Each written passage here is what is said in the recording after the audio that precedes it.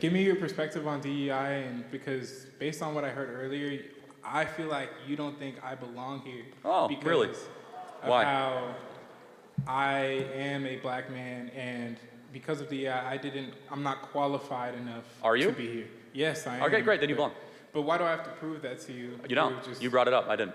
Okay, but can you explain to me your position on DEI? Yes, people should not be in positions just because of the color of their skin. Hard stop. Okay, but do you feel like I'm here because I'm not feeling anything towards you, actually. Okay, I'm not prejudicing you, I'm not stereotyping you. I'm saying that it's a material. I'm not saying you are. I'm not saying you are. No, you are. You said, I don't feel comfortable being here. You started with. I didn't say I wasn't comfortable being here. I said I feel like you made it to where I got here through DEI. So let's examine that. What have I said that makes you feel that way? When you mentioned how DEI is only just putting people of color and marginalized groups in spaces, even if they're not so Correct. qualified. That's exactly what DEI does. But that's not all that it does. You're categorizing it as something it isn't. No, that's exactly that is the charter missions. That's not all. Okay, so diversity, equity. So equity is outcome based. Is about making people who are of different skin colors have the same outcome, regardless whether or not they are qualified. The best example we have of this is the Students for Fair Admission Harvard Supreme Court case, where black students, they could have a SAT score 300 points lesser than the Asian equivalent and still get into Harvard. That is DEI in practice. I believe when you're hiring for an organization or for a company or for whatever you are doing, you should prioritize merit and character, and race should mean nothing. We should build around things that matter and not things that don't matter. Okay, but you have to also take into the fact that black people have only been able to completely legally be able to make profit for themselves for around 60 years. And this is, no. Since segregation ended in 1965 and the Equal Rights Act in 1965, so what you're telling, there's not. How does that, so let's talk about you. How did that impact you? How did something that happened 60 years ago impact your life? It impacts me all the time. How? What do you, okay. You're at Texas A&M, you're doing great. Okay, yes, sure, yeah. So aren't you a living example that all that's a bunch of nonsense and you could just act good and behave well and succeed? But there's also living examples of the exact opposite. If you look in the impoverished neighborhoods in certain parts of Chicago or St. Louis, there's black communities being thrown aside because they're not getting education. Thrown aside? Okay, yes, so I think we can get somewhere. Why have the black community gotten poorer since the passage of the Civil Rights Act? Tell me that. Because of the way the culture has been perpetuated through the years. Hold on, think about it. So they were richer when we were segregated and more racist. America's become less racist. What about Tulsa? Yeah, no one's going to defend what happened in Tulsa again. But let's talk. We're talking about a lot of different cities. We're talking about Chicago, Tulsa. But let's again. This is a very important point. Do you think the fact that 70% of black youth don't have a dad around is probably pretty important? That's because of the culture. So respectfully allow me to interject. How does the white culture impact the fact whether or not a black dad stays around when he impregnates a woman? I'm not saying it's the white culture. What is it? The culture that has been perpetuated through the 200 years of slavery, the 100 years of segregation, and Jim Crow laws. The marriage, so I got to interject again. I'm sorry, I don't mean to interrupt too much. But in 1960, before the Civil Rights Act, 20% of black youth had a dad around. Now it's, 20% were single fathers, 80% had a dad around. It's been inverted. So we actually have seen black dads run away from their kids the last 60 years. Why is that? Because of the raised incarceration rates, because of the perpetuated culture. So how does one go to jail? That's obvious. I'm not answering that question. Yeah, so maybe it's because they committed crimes? Okay, but when you're forced it's not just this is old, this is in the past, this doesn't affect you anymore. Okay, so actually let's take a different group. How did the Holocaust impact Jews? They're doing pretty well. Well, because they got reparations, we didn't. How? What reparations did the Jews get? Through acknowledgement, through money, through we acknowledge slavery happened. So, okay, but you're sitting here and acting like it plays no role. No, but to your argument, the Holocaust was 80 years ago. Half of all the Jews on the planet were killed. Everything they earned was taken. Jews are doing great. If all of a sudden something that happened 80 years ago impacts your material prosperity, how did Jews defy the curve? How did poor Asians do so well? Why is it that Asians are now the wealthiest minority in America, many of whom came with no money in the 1950s or 60s? Because of the culture and opportunities that were provided to them. But no, but you're not hearing me out. Black Americans have had the same opportunities. However, But people still look at us like criminals every day. Hold on, but like, I don't look at you like a criminal. I'm not saying but, you do, but I'm saying some people do. But I mean, do you want me to be brutally honest with you, or do you want me to be politically correct? Brutally honest with Okay, do black people commit more crimes than white people? It's not even close. Okay, but you have to take into account the culture that has been perpetuated. Okay, got it. So we can agree on this. Do you mean internal black culture? It's not, it's deeper than that. Like, do you think, let's take time out. Do you think the average rap artist that a black kid in the hood is listening to is glorifying marriage and family and saving your money? That's what sells because it's a culture thing. It's not just within the black community. I agree. No, but hold on. Everyone listens to it. It's not just isolated. It's bad for everyone who listens to it. The point being is that black youth, as they are being raised, their role models are largely not glorifying staying with one woman, getting married, going to church. And if you're wrong, show me the black role models that are doing that. There might be a couple I could think of, maybe. But if it's about culture, you're right. The internal black culture has collapsed the last 60 years.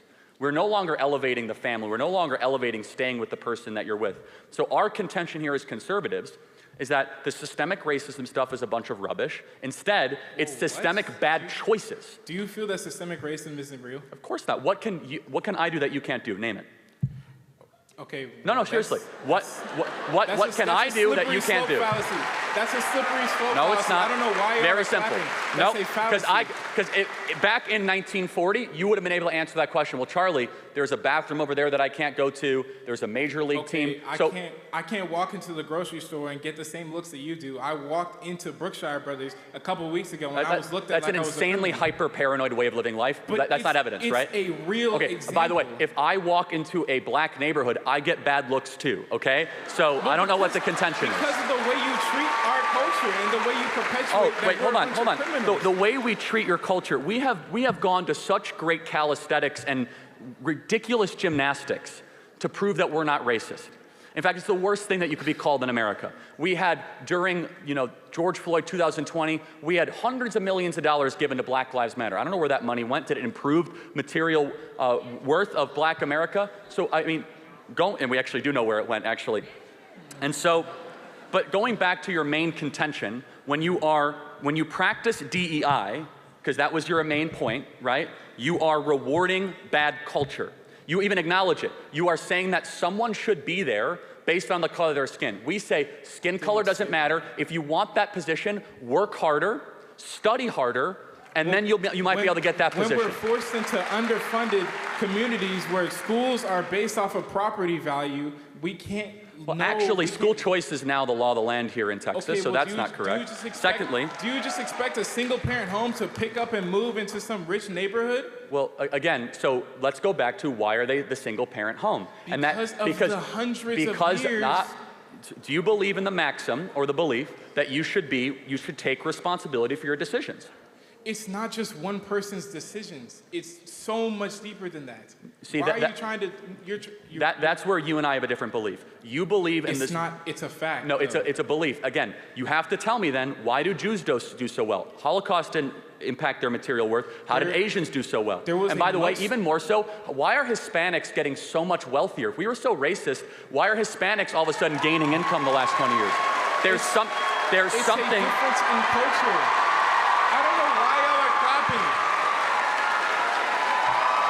But it's a difference in culture. The way that each culture is treated is so vastly different in America. But again, you have to tell me, other than bad looks at the grocery store, how else is your future, you as a man in America, not a black man, how is your future somehow restricted by racism? My natural hair is seen as unprofessional when I go into an office or workplace. When I walk around in certain places, people just assume, like I've said earlier, the dirty looks. When people think you are automatically the worst of the worst solely because we don't think that. You've interrupted me like 10 times because now. you think you know what white people think, and you don't. I don't know what white people think. Then why do you keep on saying you know what white people think? Because I've seen it. I'm not you've saying seen I our think- thoughts? I've seen what people have done to me and people who look like me around the world and in America. How? Again, you are, let's just make an example. You are here in the wealthiest country ever, Yes. at an amazing university, with all the opportunity imaginable in front of you. And all you want to do is look backwards at everything that prevented you, when you are a glaring example that there is no systemic racism and you can actually achieve your wildest dreams. Whoa, I never said that. Hey, I'm not the only black person who exists out there. There's so many people who this culture is affecting to this day. Do you know black Americans are the richest black people on earth? You cannot find a black majority country, or any country where black people have significant representation, where they are as wealthy. Because even the poorest people in America are in the top 5%, the top 2% of wealth around the world. And so my whole belief is stop acting like you're a victim and start making better choices. Not acting like a victim, whoa. Respect. This is not a victim mentality. No, it fundamentally is, because white people are not out to get you. There's I'm not saying they there are. is nothing holding black people back. Let me say that again. There is nothing holding black people back. In fact, the opposite. You can get into colleges with lower test scores. But You could say things that white people can't say and not be fired for it. Black people are wildly disrepresentation. People Hold say on. that to me all the time, and they just walk around like it doesn't mean anything around here. Say what? So, Say the what? The N-word. I'm not going to say it on this public platform, but people say it to me all the time. Derogatorily. Yes. No, I think you're lying. Why would I be lying So about you're this? trying to tell me at this campus, did you report it to student services? I'm not. I have too much on my plate to worry about this. So you're going to say at this campus, you're going to indict the moral character of Texas A&M. I'm not indicting the moral character yes, of Texas you are. A&M. You're saying that. I'm hold on. indicting the moral character of one person or a few people. Oh, now it's one. So you heard it all the time, and now it's one. Got it. So It's not okay. You're no, but taking me this out is of the context, point: is that but I okay. don't believe you, because now you resort back to a race hoax to make it seem as if the It's white not kids a- on this campus are like not racist saying and terrible. white kids. Oh, so was it a black guy that said it to you? I'm not. It matters a lot, because this is how lies are able to grow. Jussie Smollett, we see this. You have to challenge them head on. Do you think I'm lying when I say that people say the N-word around here? And just If I act think a casual white about person comes up to you derogatorily and says, "Shut up, N-word," I I'm absolutely. not saying they said But it. I said, are they saying it derogatorily? But that doesn't mean it's word for word like that. But okay, so then it's not an insult then. So then don't bring it up as if it's evidence of racism. Because you brought the N-word up first. I didn't. No, I didn't. No. You specifically said, name me an instance of the No, N-word. I said black people can say things that white people can't say. Of course that's true. But that's automatically implying that one it's word. It's more than that. But let me just kind of build this out further. What is it then? There's a lot of things black people can say. Explain it to me. You want me to give you more examples of things? Yes. Black people are allowed to talk about black culture in a way that white culture cannot. For example, black people can come up and say that there's a baby mama problem in black America, and white people are not allowed to say that. Oh, I just did. So what are you gonna do? Cancel me? Black people are allowed to say. I'm a grown man. I got way too much to worry about. Black people are allowed to say that there is a systemic fraud issue within the PP loan application in black America. Black people are much easier to be able to say that black individuals, despite being 13% of the American population, commit 55% of the murders. If most white people say that at a job, they would get fired for being a racist. I don't care because I say whatever I want. So black individuals have much more intellectual public freedom than white people do. If a white person were to come up and say, you know, black America really needs to get its act together and stop sleeping around all the time, and it needs to actually have monopoly. Why would you? Because it's true. Because why would you just walk up to someone and talk and attack their culture from the outside? Well, hold on. Hold on. Let's look at the evidence. You said to myself, you said there's all these people suffering in Chicago. There's all these people that are terrible. I'm telling you why. It's because there's been bad decisions that have been institutionalized. Let me finish. And rap artists and athletes and people at the top level of black society that refuse to ever challenge the core rot in black America, which is that they are allowing degeneracy and hedonism to eat the soul of what once was a beautiful black culture, and instead they go around saying it's the boogeyman of racism, the white man is out to get you, and the result is black America is doing worse than it was in the 1960s. That is the contention, period. It's not just, it's a culture. It's so much deeper than the present day we are in. I don't know why you're pretending like it just doesn't matter. What doesn't matter? You mean things that happen? Again, I've been through this multiple times.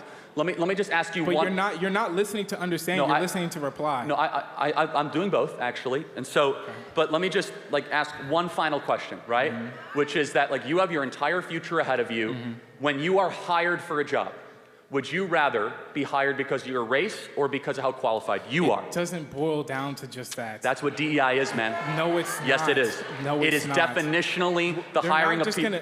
They're not just going to immediately see. You get extra points if you're black with DEI. That's how it works. Racial quotas elevate people based on the color of their skin. So do you think I got extra points to come here? I don't know. You said you were qualified, but affirmative action was institutionalized in Harvard and in Texas and a lot of other places. There is nothing that is preventing black people from prospering. Nothing. The only thing is that you guys have been hypnotized to be victims of your own mind, to think as if there's a white person out to get you. I walk in the grocery store, they look at me differently. All that stuff is complete rubbish.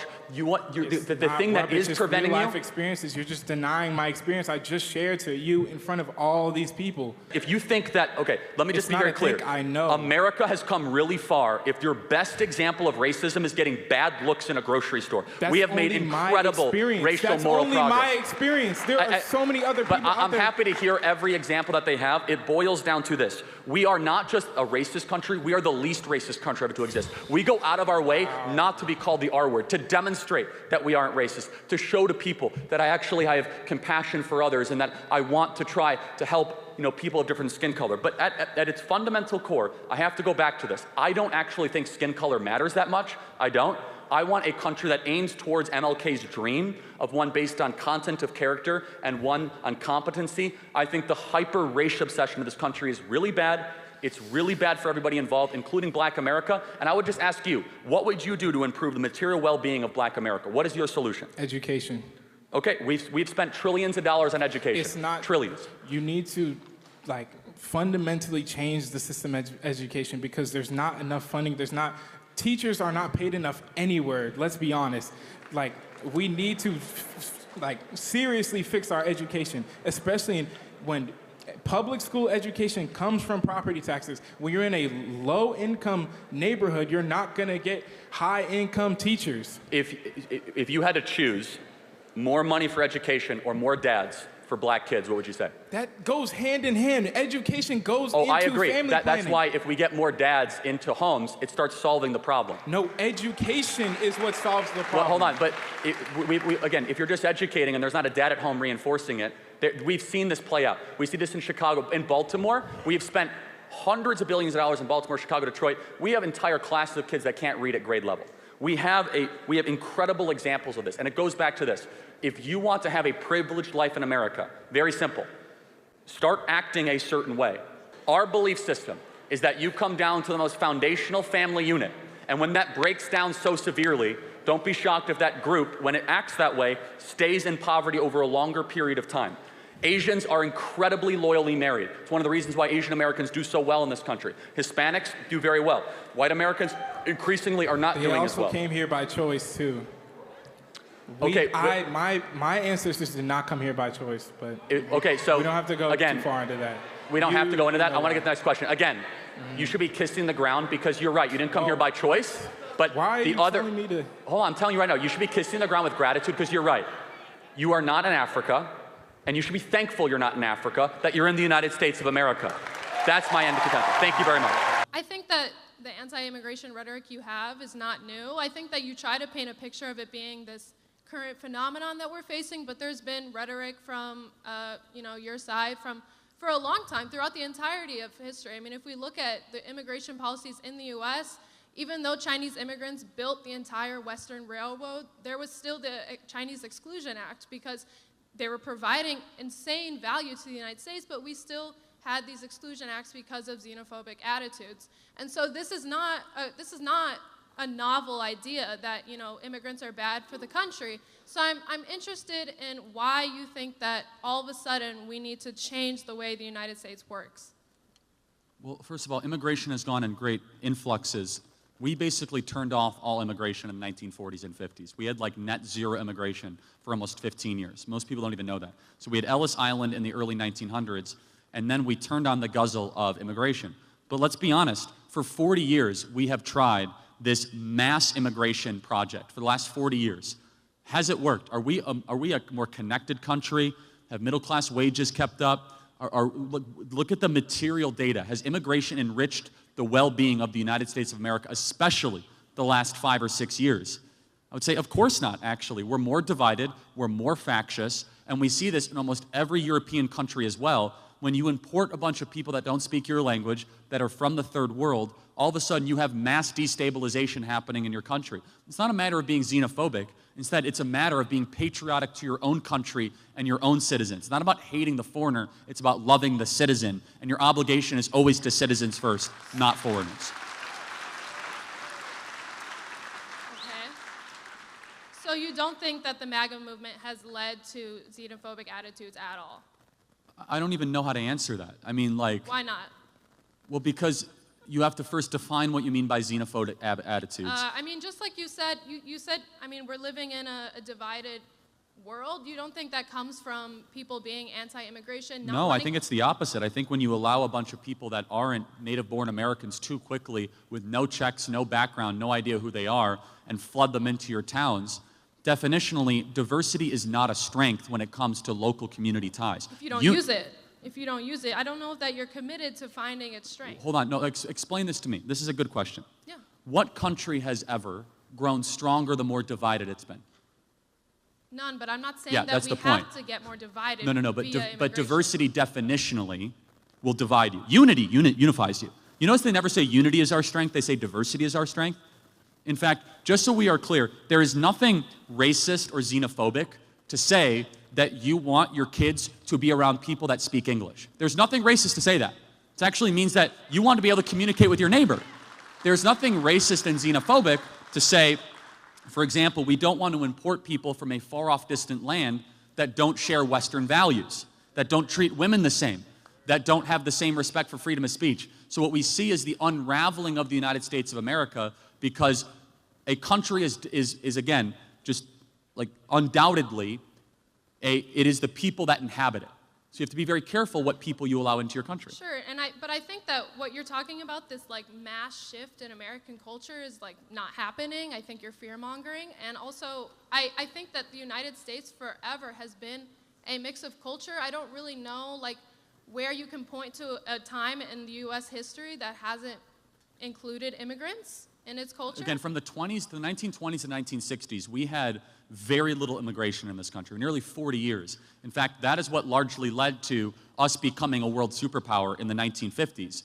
We had the Bracero program back then, where we brought in tons of laborers from Mexico to the United States to work in agricultural, and that's how we fed the United States. So I really don't think that you can say that. It was very limited in scope versus what we see today. But again, I will ask a more moral question. Does a politician have first loyalty to its own citizens or to another country's citizens? Absolutely. I'm glad you brought this, because I wanted to circle back to my original question about the United States creating instability in the rest of the world. I do think that every single politician, like let's say I'm the Prime Minister of South Africa, you know, Which is an incredibly anti-white country. Like, oh my goodness. Okay, anyway. Dangerously anti-white. Okay, anyway. Do you know about that, by the way? You should. Apartheid, yes. Oh, no. It's like they're killing white people in the streets in South Africa. They're stealing farmland. I mean, if you don't know about that, that shows how the media is lying to all of you. It is literally a mini white genocide happening in South Africa right now. But I don't think that we should... No, it's fine. You brought up South Africa, not me, but yes. That was just an example. Anyway, let's stay on topic. So let's say I'm the Prime Minister of a country. I do agree with you that my first job is that country, for sure. That's who I'm leading. But considering the United States has created mass violence, instability, and poverty around the world, you don't think that we have some sort of obligation to the people who then have to flee from that? No. Why not? Wait, hold on. Well, why not? Define your terms. Where have we created mass stability? I'll grant you Iraq. That was a disaster. Where else? In all of Latin America, in different countries in Africa, places that, like the Philippines that we colonized, Puerto Rico. Yeah, I mean, of course, I'm always so interested in this, as if it's like, you can never blame those countries for not having their act together. It's somehow America's fault. Like, oh, it's America's fault that Nicaragua can't get its act together. It's America's fault even though we welcome Puerto Rico to become U.S. citizens, like we've colonized them. So here's the paradox. You don't think that Puerto Rico was colonized? No. I'm saying no. So if we don't help Puerto Rico, we're evil. When they become a territory, we colonize them, and we haven't done enough. It's like, which one is it exactly? So the Puerto Rico was taken from the Spanish as a colony and used as a sugar farm for years, where the workers were paid less than $1 per day to create sugar for the United States. And it's not really about statehood or independence. It's about letting Puerto Rico decide that for themselves. And anyway, this isn't about Puerto Rico. No, it's fine, but and more broadly, and I'll get to the couple final questions here. I can sense that your problem is that like America's super successful and these other countries aren't. And foundationally, it's rooted in envy, bitterness, and resentment because we are the world's superpower. It's not because we've held anybody back. It's because we've had incredible people, really good ideas. You don't think the U.S. has intervened in a negative way in other countries? At times, yes. At times, we've intervened very favorably. Can you at least acknowledge at times that... Sure, there has been aid, but there's also been terrible Well, coups. not just aid. South Korea exists because of American involvement. Kuwait exists because of American involvement. But it's not. So... But to look at American accountability, you have to look at the whole of that accountability. And to say that certain countries are less developed purely on their own fault is to ignore history. So that's where we disagree. Okay. Countries have to take responsibility for their own future, which again, this is one of the reasons why so many people hate Israel. Every other country around there is like a third world country, and Israel is super successful and super agenic, and they're able to be like one of the wealthiest countries on the planet. You gotta wonder, what is it that they're doing? Oh, it's the Jews because they're stealing all this money. No, actually they like work super hard, and they don't believe in Islam, and they and like, wow. And the one place Have you ever been to those countries? Yeah, actually, I have been to Israel, and I've been to the Palestinian Authority. I've been to the West Bank. I've actually visited it. Even if I hadn't, that doesn't mean what I'm saying is wrong, just for the record. By the way, I encourage you to try to go to Lebanon or Syria. Not exactly the Four Seasons, right? So, and you not don't great. think that U.S. intervention has anything to do with that? Partially, but again, to blame the evil U.S. intervention for every single problem is, at its core, intellectually sloppy. I don't think so, because the United States has 2 times the military of the rest of the world. It has been in our DNA to intervene in a military way in other countries. So to say, I mean, I know you believe so I want to try to square this all together. I got to get another question, just to make sure I'm clear. So you're mad at America for getting involved in other people's countries, right? So America's bad for that. But then you want everyone to come to America. I thought America's bad. I'm saying that the United States needs to be held accountable. You can't meddle in So we're held other accountable by countries. inviting the entire world here? If you are going to mess up that country, you have to do something about it. Oh, do something. Invite them here. Maybe if you're the reason that they have to leave. No? All right. Then that at its core, I'm glad you articulated it, is neoconservatism, which is invade the world, invite the world. Which is that you don't support the invasion part of it, but somehow we have to invite the world as some sort of like mass penance. But that's like you invade and then say, oh, well, no, I don't support the invasions. I think you are overly ascribing fault to the United States of America, when in reality it's these own broken countries that cannot get their own act together. A great example is this, and I'll close with this. El Salvador is actually safer than America. It has billions of dollars flowing into El Salvador. Why? Because they elected Bukele, who decided to go after MS-13 and clean up the streets of El Salvador. Which, again, it was because they decided to do good things with massive action. Countries can be wealthy. Singapore is wealthy. You could be a very wealthy country if you embrace Western market ideas, private property with low crime, and it's not always... I mean, in the case of El Salvador, the United States was the reason that the country broke down into gang warfare, and now if you look at the way they were able to turn around, they had to declare a state of emergency just to be able to turn things around. It's just like, this is where we're different, and then I'll close, then we have to get going. I look at America as a force for good. You look at everything wrong and you say it must be America. No, sir, I'm looking at bad things that they have done and calling for accountability. Okay, like I mean, maybe we disagree, I don't know. I guess I think we're a wonderful country, and I think if a country is poor, they're poor by choice, and they have to be able to get their act together, make better decisions, and stop acting like victims all the time. Thank you very much. Yeah. Hey, Charlie, how's it going? So I wanted to speak to you about sex and gender. I think we have a disagreement there.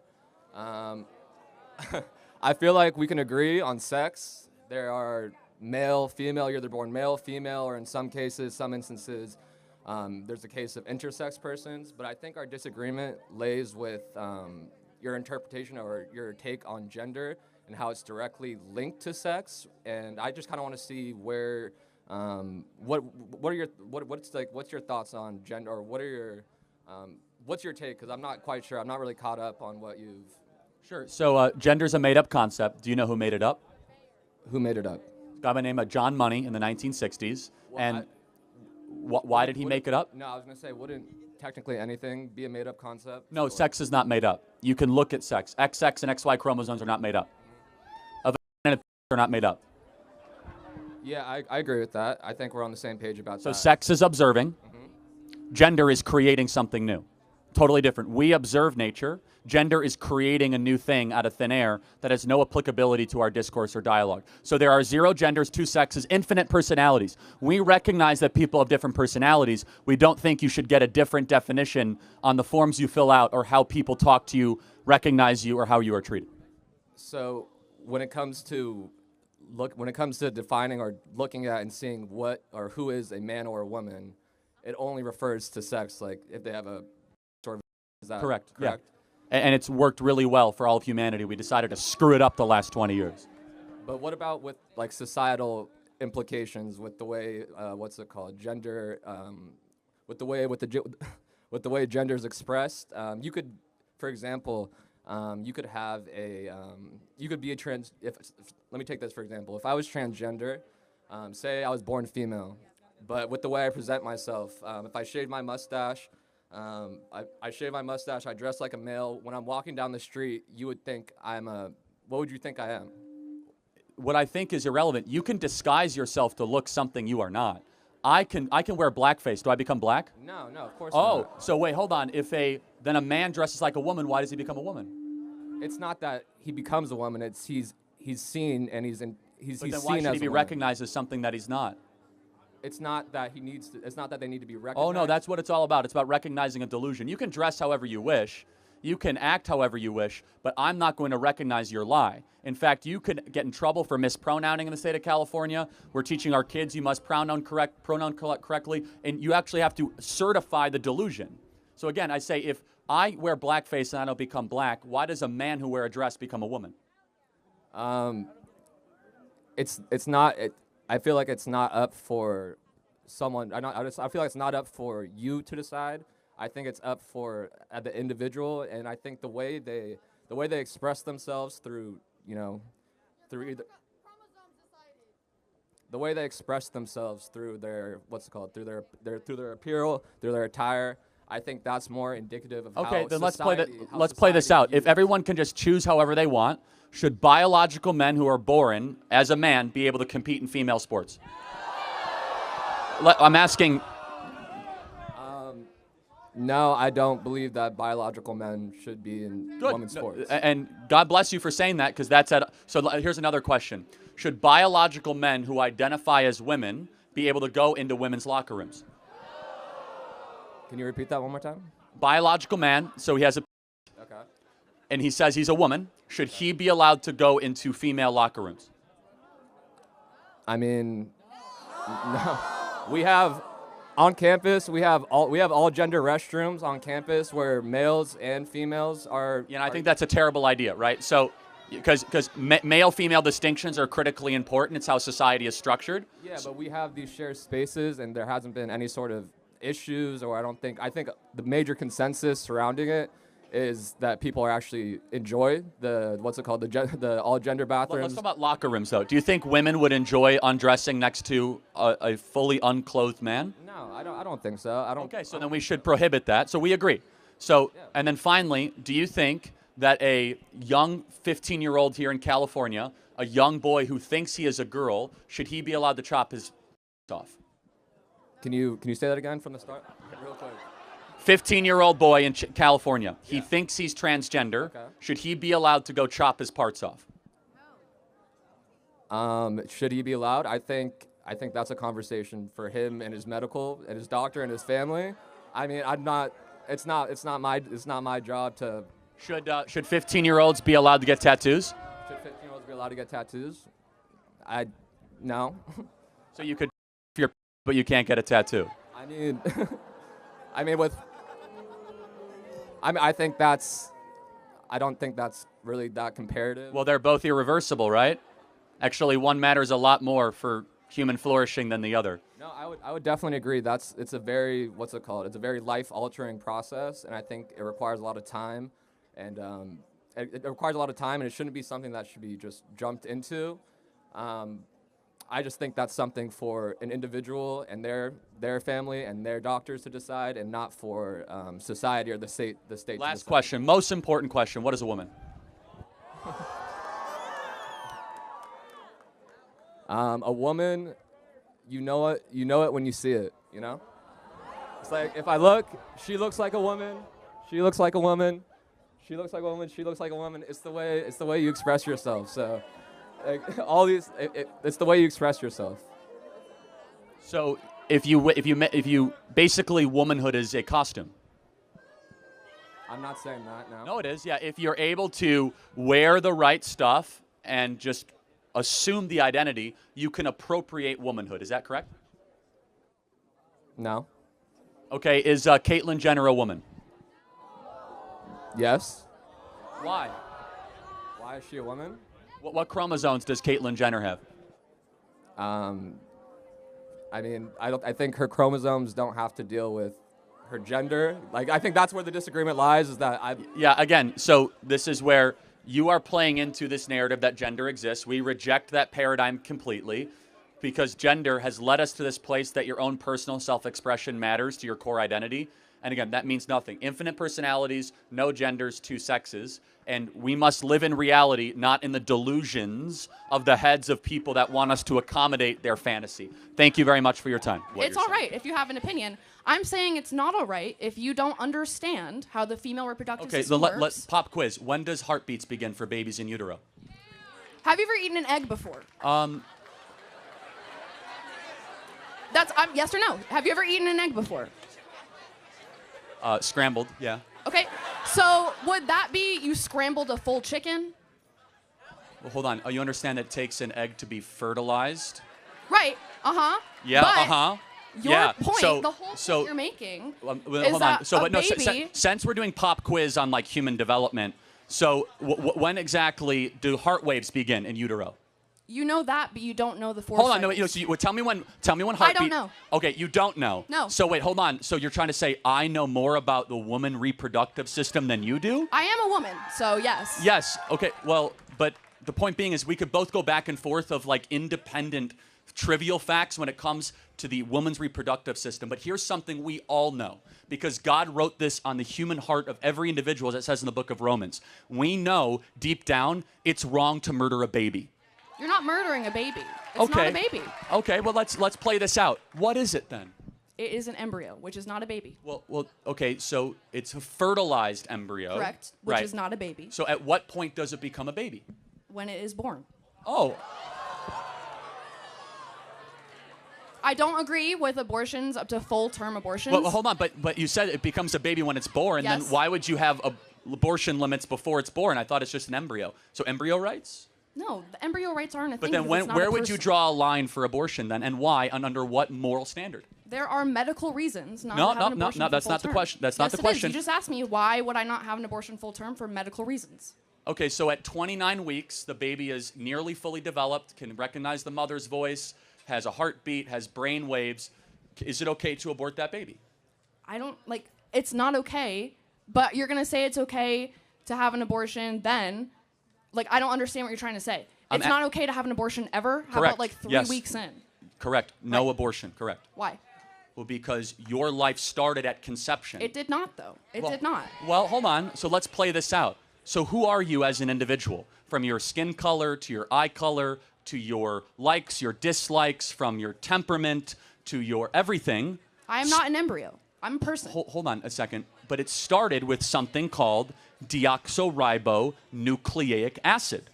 And your own individual DNA started at the point of egg and sperm meeting. That's where your journey started. And so from that point in particular, life begins. Not at birth, not at first words, not at first steps, But when your DNA, which is who you actually are, you are your DNA. Every one of your DNA cells is coded XX or XY. It's coded with all of your unique characteristics and attributes that we believe God individually curated for the rest of your life. That doesn't happen at 8 weeks or 10 weeks. It happens at conception. What happens if you need a medical abortion? If the mother will die if she does not get an abortion? What's your stance on that? The only place where medical abortion is necessary is before 20 weeks, which is incredibly rare. What if she will die? What if the mother will die? Hold on a second. So let's take, for example, this is a very important question. Let's say it's 27 weeks, okay? And the mother will die. Why shouldn't, you could agree, why don't we just have the baby delivered by cesarean section? You know what a cesarean section is, right? Yes. What is a cesarean section? A C-section? Yeah, why wouldn't we just put the baby out by C-section instead of terminating it? Because if the mother will die, it's not safe to do that. You remove the baby. I understand. Threat removed. I know what a C-section is. But it's actually safer than an abortion. So every time they say, this is for you guys, they say, oh, you need to have abortion for medical reasons, respond, then have a C-section. What if you're not able to have a C-section? What if you are on your deathbed, you need to have an abortion right now? Well, again, but... And it's illegal. You can't, so you have to die. First and foremost, C-section is safer, C-section is quicker, and a C-section saves both lives. A C-section The baby is already dead, you just said. No, but even... No. Hold on a second. You're saying if the baby's already dead, then it isn't even an abortion, right? Then you're talking about a removal of a carcass, which is a completely different medical operation. So you're saying that's okay if you're having... If you're If you're removing a carcass of a baby, that is not an abortion. By definition, it's the same process. No, it's completely different. During an abortion, they actually inject the spinal fluid with cyanide poisoning as the baby squirms and tries to find its mother, and it is gasping for air of life. Have you ever watched an abortion? It is Have one you? of the... Yeah, actually I have. And I encourage every human being to watch one to know what you are fighting against. Because when you see abortion, you will have your life will be changed. That we allow the massacre of 1.5 million babies a year under the guise of woman reproductive health. We are allowing babies every single year to just say, you know, we're going to discard them. Why? Oh, they're smaller. They're not humans. You're using dehumanizing language saying, oh, it's an embryo. No, that's a baby. Made in the image of God, deserving of protection. What do you do with those children once they're born into a bad household? So now we've transitioned to, like, what do you do with the kids? Right. Glad we're past the other part of the argument, okay? What do you do with them? You know there's twice as many people on the adoption waiting list than there are abortions every single year? And they're still on the list. So you want to send a child into an orphanage? Well, is that what you want for a child? Is that a good life for a child? No, I'm not advocating that. In fact, I'm advocating to make it easier to be able to adopt, number one. Number two, there's no such thing as an unwanted child. Number three, it is never right to justify the mass elimination or termination of people under the guise of saying they're unwanted. That's how we get Auschwitz. That's how we get the greatest horrors of the 20th century. Those people are unwanted. So you're comparing abortion to the Holocaust? Absolutely, I am. In fact, it's worse. It's worse. It's really not. I don't think it is. It's 45 million babies. It's nearly 8 times worse than the Holocaust. What's the moral difference between a small baby in the womb and a grown Jew who was killed at Auschwitz? What's the moral difference? One is older? Is a person? What species is the baby in the womb? It's a human, but therefore, they should have human rights. No. They should have human rights. I do not agree. Oh, so small humans, no human rights. Grown humans, human rights. It's not a small human. It's an embryo. You just said it was a human species. It's not a living human child. Wait, it's not a what? It's not a child. But it's not a living child. It has a heartbeat. It has brain waves. That does not make it a child. But tell me when it becomes a child then. I already told you, when it is born. Again, so under every other objective definition, you see guys how quickly the pro-abortion arguments fall apart with just the slightest questioning? But our position is one rooted not in feelings, not in personal autonomy, but one in biological consistency and reality. That your life had an agreed upon starting point, that starting point should be protected and preserved. And the excuses given for abortion is dehumanization. Oh, it's just an embryo. Guys, that's just using different language to justify the massacre of something smaller than you. That's all that it is. I have a couple points that I want to talk about in illegal immigration. Is it okay if I say all of them with no interruption? Okay, cool. So First, illegal immigrants power our economy. They're 50% of U.S. farm workers, harvesting the food on our tables, and fill 70% of construction jobs in states like Texas. They pay $13 billion annually in taxes, including $2 billion to Social Security that they can't claim. Deporting them would slash agricultural output by $60 billion and raise food prices by 6%. Why gut our farms and wallets when these workers fuel our prosperity? That's my first point. Second point.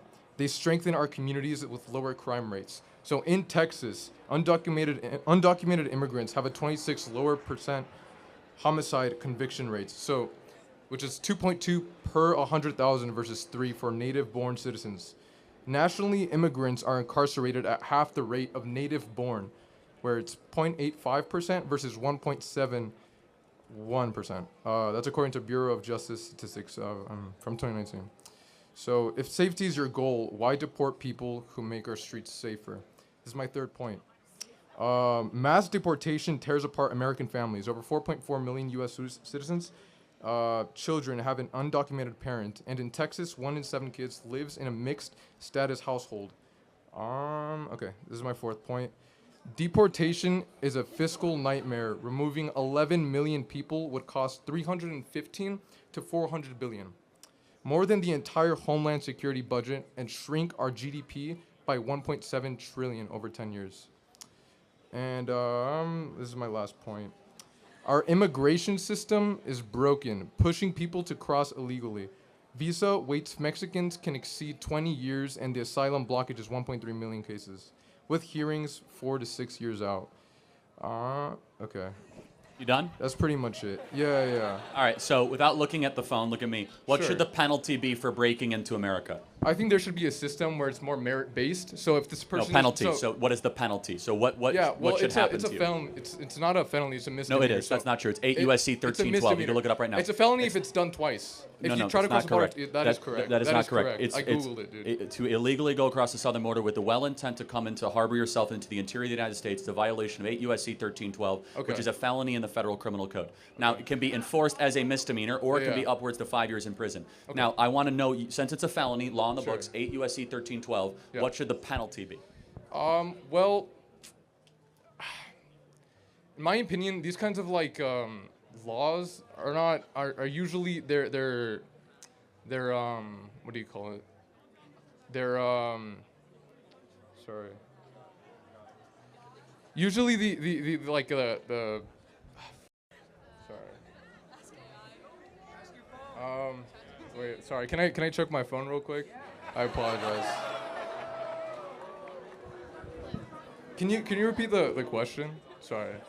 What should the penalty be Penalty be? Okay. for someone that breaks or comes into America illegally? What should the penalty be? I think there should be a merit system where the people. Okay, That's the not penalty. answer. All right, let's. That's the penalty. not the answer. It's a very simple moral Okay. and legal question. Okay, What sure. should the penalty be if you come into America illegally? Okay, so since it's a misdemeanor, not a felony, misdemeanors I are. just that's told not you it's true, not 8. dude. You can look up on That's your not chat true. GPT what is Yeah, 8 yeah. USC. Look up what is 8 USC 1312. No, I know. I've already looked it up. Yes, which It is takes, when it's your second time crossing the border illegally, then it becomes a felony. it can be, and it is enforced as a felony, and it usually is done as a misdemeanor citation because no one has the stones to do 20 million felony applications. Okay. So I just want to ask, Yeah. what should the penalty be then for someone that comes into this country illegally? Usually there's 3 ways that go about this when there's a penalty. There's either like a fine, or there's some kind of public service that this person does, or you send them back. But Send them back. I agree. That's what we should do. Okay. So this is interesting. So one of the statistics that I read said that illegal immigrants don't cause as much they don't break the law as often as people who are native born. Well, hold on, time out. That is a statistic. But time out. But dude. every single one No, of them are not time criminals. out. They're all criminals. Okay, sure. By law. Well, hold by on. law. No, okay, no. by law, of course. Of course they are. Wait, so I if agree that they connect less crime and they're all criminals, Wait a Okay, second. so By you're basing it- definition, yeah. they all have broken the law by being here, and they break Okay. the law every day by staying here, because you're Okay. actually not allowed to stay here either. Do you know that? Yeah, so yeah, every yeah. day you're here, you're actually continually breaking the law. You can't break in or harbor. That's what the federal law says. Okay. So by breaking in, it's not just the only law they broke. Every second you remain here, you're also Yeah. breaking the law. So that statistic is invalidated by just them breathing here. They're breaking the law. No, of course not. Of course not. So, of course, it makes sense for them when they're here. They're breaking the law because they're illegal immigrants, obviously. But once they're okay, yeah, of course. So once they're here, once they are here, what kind of harm are they actually doing? When you look at the numbers statistically, lot. No, that's not true. Okay, Black so look, wages have in gone Texas, down. Okay, in Texas, DUIs have gone up dramatically. Try not to interrupt, bro. Well, okay, hold so on. I'm interjecting, and I let you go uninterrupted with your whole soliloquy, true, yeah, right? thank so, you. So let me ask you a question now. Okay. So, if it is correct yeah, that illegal aliens commit less crimes, which of course it's not correct. that is correct. Look No, it up. In but Texas, they made a study in 2019. 26% are is lower. any crime? It's just not correct. But I'm That not is going to debate that. correct. It's I just proved it at its face because they commit a crime by being here every day. That is a crime. Okay, once they are here, what kind of crimes are they committing? Which is Okay. Well, they're 26%. okay. Do you know the name less. Laken Riley? No, educate me. Oh, you don't. No. Do you know? Wow. Do you know the name Rachel Morin? No, I don't. Wow. Wait, educate Okay. me. What So kind of... Laken Riley was a girl at the University of Georgia. Okay. There was a peeping Tommy, illegal alien, that was deported 5 times prior, and Biden kept on letting him back in. He hunted her down, raped her, sodomized her, and murdered her on a hiking trail, University of Georgia. Okay, so Rachel, one person doesn't represent hold all on a illegal second. immigrants. Every person who is killed by an illegal alien is one that should not happen. Every single one. Of course, and also the ones that are and native born. everyone. As And so well as that's the the ones who are point. native born. Is that it's not a As matter well of as the people who are rate. native born. The rate, even if I accept your premise, which is incorrect, the rate is irrelevant. The number is what's relevant. There should be 0 illegal aliens. There should be 0 Americans being Okay. killed by illegals. So, okay. Not to mention there's 6 other problems with the illegal aliens. They steal Social Security numbers. They depress wages. They are heavily involved. true. By the way, not to mention, a lot of people that cross on the southern border are also smuggling girls, weapons, and drugs alongside the southern border when they come. It's the largest slavery operation in American history that many illegal aliens help make possible on the southern border. And I guess the final question I'll have is, should a government serve its citizens first and foremost? Yeah, of course. Well, okay, there's been many people who are like very political leaders who have said that this place is built off of immigrants. Oh, is it? Wait, hold on. Let's think about that. Sure. First of all, it's legal, not illegal. But was America founded by immigrants or settlers? Settlers. That's not an immigrant. Yeah. Okay. An Well, that's not immigrant my is- point. My point is You that just people brought who- up the nation built by immigrants. Yeah, We're because actually not. because the political leaders have said that this place is built Yeah, and they're from wrong. immigrants. I They're mean, wrong. Political yes. leaders are wrong. George Yes. W. Bush is wrong. All these political leaders who have built yes. America. By the way, wrong. the first person to say that was How is Ted- that wrong? When illegal on, 'cause immigrants make, I just they grow the economy. okay, Statistically, allow me studies. again. Allow me to build it out for you. Sure. Immigrants have helped at times in American history, but we are first and foremost a nation founded by settlers. Immigrants come to a country already built. Settlers come to a barren place and build something new. Right. This land was barren when people came. In the 1840s gold rush, this was not an easy place to live. Yeah. California was not exactly industrialized. There was not immigrants coming west to California. Those were settlers building a new place around, Western values. Finally, I would just ask the question, do you see a moral distinction between a legal immigrant and an illegal immigrant? Well, the argument is that they're cutting in line. Like the argument is that they're cutting in line in the 20-year process that it would take for someone to cross here legally. It's not 20, but yeah. At most it's 20. At most it's 20. Right now there's around like 1.2 million people who are currently waiting. That would take 6 to 7 years for a hearing. And by the way, no one has a right to come to this country, just to be Wait, clear. let me stay And- on track of what I was gonna say. Okay, so people who come here usually, almost all the time when they come here, they benefit society. They benefit society. There's studies that have done this. Not There's necessarily. okay, not necessarily, but overall in general. But no, when you look overall I in general, you look at the fundamentally statistics. disagree with that. You can't I mean, disagree with a fact. Hold on. It's- Do you think Elon Omar has enriched the United States of America? I don't know who Do you that think is. Rashida Tlaib? Uh-huh. I mean, I could go through person Wait, by are person these, by person. Sorry, I don't know these people. Are these people who have are illegal immigrants that have caused harm? Yeah, if you don't know, I don't mean to pick on you. It's fine. Okay, But I thanks. guess the final question is, Sure. do you have any concern that there are too many people coming into this country and we're a nation of strangers, not a nation of neighbors. If the people who are coming are creating America, making it more growing, like the economy is growing, then what harm is that doing? Especially if the people who are Because we're more coming are than an not. economy, though, aren't we? We're a culture. We're a language. Yeah, we're of course. People. Okay, so let's talk about that front. When they come here, they don't have any kind of. They're not committing as more crimes than the people who are already here. That is a statistic We've already done. dispelled that, but That do is not. You can't in dispel a California, statistic. Let's What are take you talking California. about? You can't. Do you think there's anything wrong that a majority of young people in California speak Spanish, not English? Is there? Wait, sorry. Can you say that? Do you think there's anything wrong or troubling to the fact that a majority of people under the age of 30 here in the state speak Spanish, not English? Is there a problem with that? Well, yeah. Everyone should be able to have a ability to communicate with the rest of the crowd.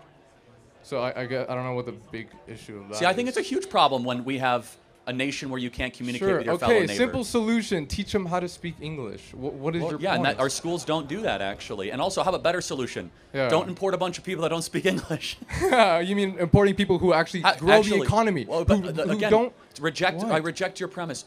We That's are more not a than, premise. That's a study that's been done. Do What you are know what a talking premise is? about? I don't actually care as much about economic growth because You we're don't one care nation about- you under. don't care about We're one economic nation under growth. GDP. We're not one nation under GDP. We're a nation under God. Yeah. And when we lose social cohesion, and you import a bunch of people that don't share our values, that don't necessarily always assimilate, that's a major and serious problem.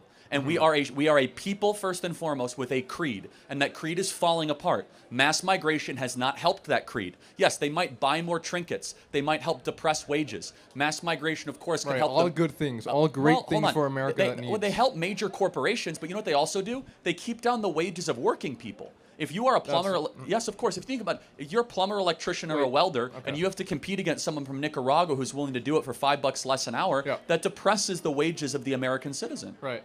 Yeah. So there's been studies that have done that also like counteract that.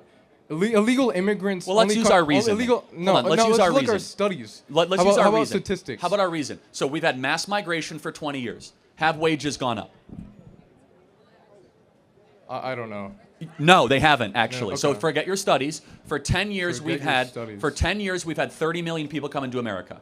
Wages have gone down dramatically. Yeah. Maybe there's a reason why. Okay. Okay.